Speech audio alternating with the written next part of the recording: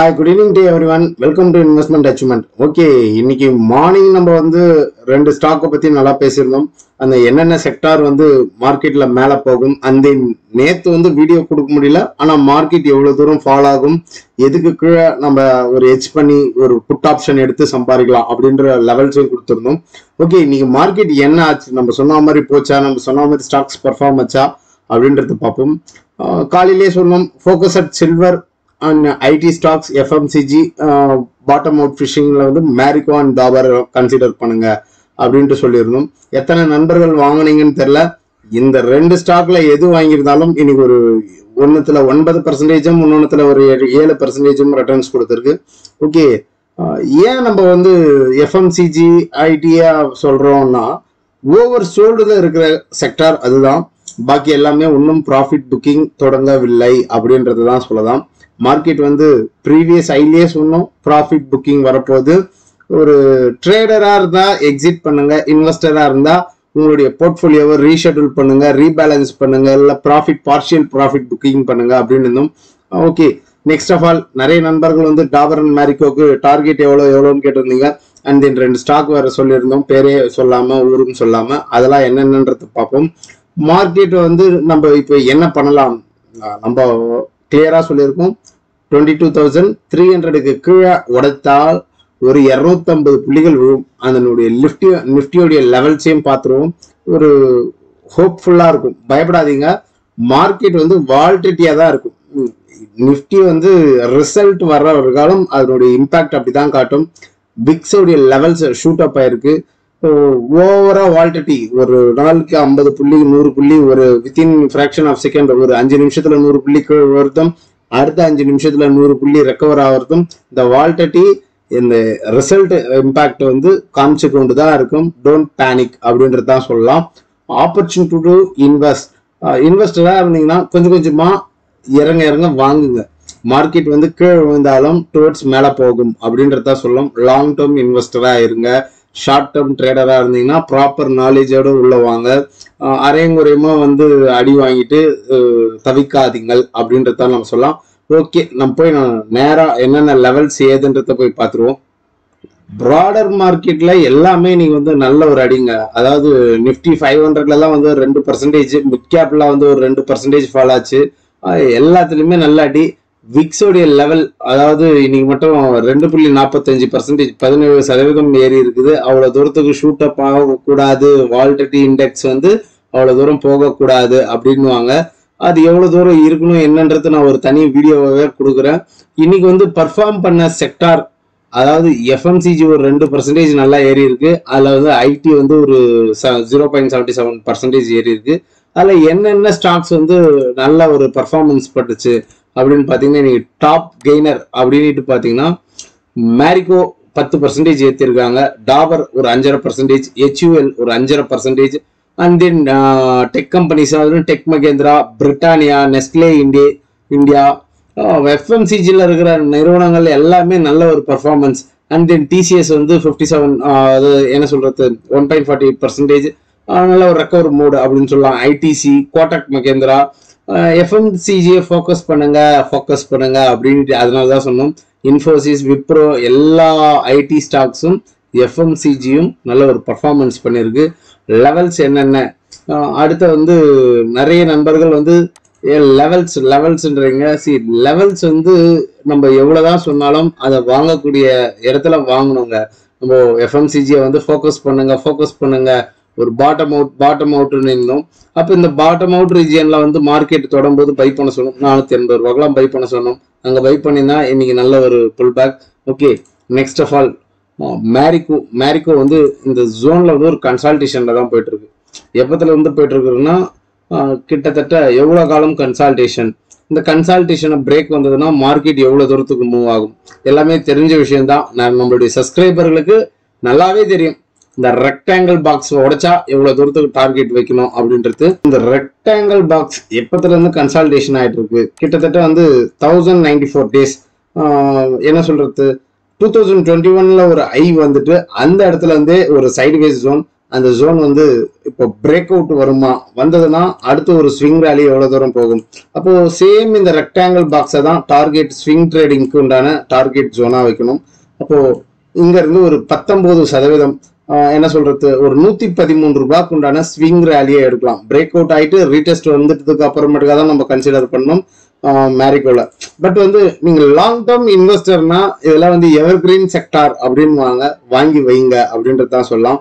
Next of all Dabur இந்தியாவும் பாத்தீங்கன்னா same இந்த லோலையே நம்ம சொன்னோம். என்னது 490 ரூபாய். என்னுடைய ஸ்டூடெண்ட்ஸ் வீட்டுலாம் நாங்கள் ஒரு கான்வெகேஷன் போயிட்டு இருந்தது. இப்போ நல்ல ஒரு புல் பேக் வருது. இந்த புல் பேக் வந்து என்னன்னு பாத்தீங்கன்னா இவங்களும் பாத்தீங்கன்னா இந்த இடத்துல வந்து ஒரு கன்சல்டேஷன்ல தான் ஒரு சைட்வேஸ் வருதுன்னா அந்த சைட்வேஸ் எதனால வருது, ஏன் வருதுன்றது நம்மளுக்கு புரியணும், தெரியணும். அதெல்லாம் தான் இந்த ஸ்டாக் மார்க்கெட்ல நம்மள அடுத்த கட்ட நகர்வுக்கு நகர்த்தி செல்லும். ஒரு இவங்களும் அந்த என்ன சொல்றது 2020 கோரன் ரைஸ்ல இருந்தே அப்படியே ஒரு சைட்வேஸ் மந்த நிலையில தான் போயிட்டு இருக்கு. நல்ல ஒரு ஸ்ட்ராங் ரிசல்ட் கொடுத்துருக்குறாங்க. அப்கமிங் டேஸ்ல பர்ஃபார்ம் பண்றதுக்கு உண்டான எபிலிட்டி உள்ள ஸ்டாக் அப்படின்னு சொல்லலாம். நீங்க இன்வெஸ்டர்னா ஒரு லோல வாங்கணும், நல்லா புரிஞ்சுக்கோங்க. இன்வெஸ்டர்னா இந்த லோல வாங்கணும். ட்ரேடர்னா பிரேக் அவுட் ஆயிட்டு ரீடெஸ்ட் ஆகும்போது வாங்கணும், அவங்க தான் ட்ரேடர். நீங்க இன்வெஸ்டரா ட்ரேடரானிட்டு கன்சிடர் பண்ணிக்கோங்க. நிறைய பேர் இங்க போய் வாங்கிடுறீங்க, வாங்கிட்டு அந்த ஸ்டாக் மறுபடியும் ஃபாலோ ஆச்சுன்னா கையில காசு இருந்தா ஆவரேஜ் பண்ணுங்க, இல்லையா விடுங்க. எதுக்கு போயிட்டு கீழே விழுது வச்சுக்கலாமா வித்துடலாமான்னுட்டு அவசரப்படுறீங்க. தங்கத்தை வாங்கினீங்கன்னா தங்க விலை இறங்கினோடனே போயிட்டு அடகு கடையில விற்க முயற்சி பண்றோமா? இல்ல. அப்ப நம்ம வாங்குற ஸ்கிரிப்ட் வந்து நல்ல ஒரு குவாலிட்டியான ஸ்டாக்கா அப்படின்றது தான் நம்மளுக்கு தேவையான விஷயம். லாங் டேர்ம் ஜேர்னிக்கு அந்த ஸ்டாக் வந்து ஃபர்தரா ஃபியூச்சர் மேல போகுமா அப்படின்றது தெரிஞ்சாவே போதும். எஃப்எம்சிஜில என்னங்க அதுல யார் தான் யூஸ் பண்ணாம இருக்காங்க. ஸோ அண்டர் வேல்யூ ஸ்டாக்குன்னு தான் நான் சொல்லுவேன். இந்த ப்ரைஸ்க்கும் இன்னமும் இருக்கும்போதெல்லாம் அண்டர் வேல்யூல இருந்தது வாங்குங்கன்னு பல முறை சொன்னோம். அது ஒரு ஸ்பார்க் கிடைக்கும் போது மட்டும்தான் எல்லாரும் அதை பத்தி யோசிக்கிறீங்க. ஓகே, ஃபோக்கஸ் பண்ணுங்க. ப்ரீவியஸ் ஐ ஒரு 622க்கு மூவ் ஆகிறதுக்கு பாசிபிள். நல்ல ஒரு புல்லிஷ் கேண்டல், நல்ல ஒரு கேண்டல் வந்திருக்கு. ஃபோக்கஸ் திஸ் ஒன் அப்படின்றதா சொல்லலாம். அண்ட் தென் டிமார்ட் வந்து எந்த ப்ரைஸ்ல சொன்னோம். இப்போ டிமார்ட் என்ன நடந்துட்டு இருக்கு, டிமார்ட்ல வந்து ஒரு டெக்னிக்கல் பிரேக் அவுட் நம்ம இந்த ஜோன்ல சொன்னோம். எங்க 3600ல சொன்னோம். அதுக்கு முன்னாடி ப்ரீவியஸ் லோவான 3200ல சொன்னோம். அதுக்கப்புறம் இங்க பிரேக் அவுட் ஆயிட்டு இங்க வரும்போது இந்த லோல சொன்னோம் ஒரு டிப்புங்க பை பண்ணுங்க அப்படின்ட்டு. இப்போ டிமார்ட்டும் பாத்தீங்கன்னா அந்த கன்சல்டேஷன் ஜோன்ல தான், கிளீனா ஒரு கன்சல்டேஷன்ல தான் சுத்திட்டு இருக்கு. ஆல்மோஸ்ட் எனக்கு வந்து 3600 ஆவரேஜ் பிரைஸ், அங்க இருந்து நல்ல ஒரு ரிட்டர்ன்ஸ்ல தான் இருக்கு. இந்த பிரேக் வந்ததுன்னா டிமார்ட் வந்து ஃபர்தரா நல்ல ஒரு என்ன சொல்றது ஒரு ஸ்விங் ராலி எக்ஸ்பெக்ட் பண்ணலாம். அரௌண்ட் ஒரு 6000க்கு உண்டான மூவ் கொடுக்கறதுக்கு பாசிபிள் இருக்கு. அப்ப நம்மளுக்கு பிரேக் அவுட் வரணும். எந்த ரேஞ்சுக்கு மேலனா 4840. அதுக்கு மேல பிரேக் அவுட் வந்து ஒரு 2 வீக்ஸ் கேண்டலாவது பார்த்துக்கணும். நீங்க வீக்லி கேண்டல் பாக்குறீங்கன்னா ஒரு வீக் பிரேக் அவுட், 1 வீக் வந்து ரீடெஸ்ட் அப்படி வந்ததுன்னா you can consider to buy. அப்படின்னு பை பண்ணீங்கன்னா ஒரு 30% உண்டான ரேலி இருக்கு டிமார்ட்ல. என்ன சொல்றது 4000 பை அபவ் 4800. அதுக்கு மேல பை பண்ணுங்க. 30% உண்டான ஸ்விங் ரேலி இருக்கு. ஓகே, நெக்ஸ்ட் ஆஃப் ஆல் நம்ம என்னென்ன ஸ்டாக் 2 ஸ்டாக் சொல்லியிருந்தோம் அப்படின்னு பாத்தீங்கன்னா, ஒரு ஸ்டாக் வந்து சன் டிவி. ஒரு நண்பர் வந்து கரெக்டா சொல்லியிருந்தாரு, ஒரு பேர் வந்து ஞாபகம் இல்லை.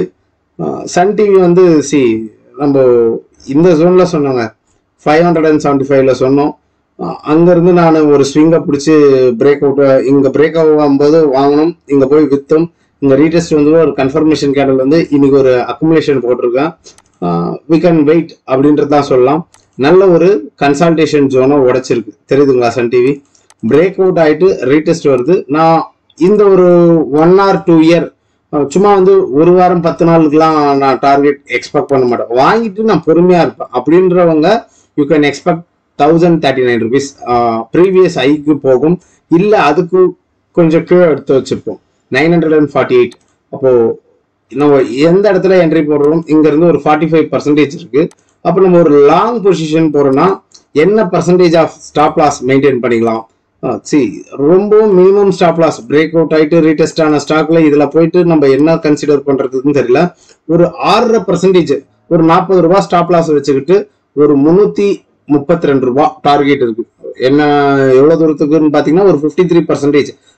எத்தனை நாள் எத்தனை வாரம், நிறைய பேர் வந்து எத்தனை வாரத்துல சார் இன்னொரு இதுல போயிட்டு அந்த கேண்டில்ஸ் காட்டுறாங்க இல்லையா, ஜஸ்ட் வந்து இது வந்து ஒரு மீட்டர் தான். ஒரு நண்பர் வந்து கேட்டிருந்தாரு 13 பார்ஸ்னா 13 நாள்ல போயிடுமா சார் அப்படின்ட்டு.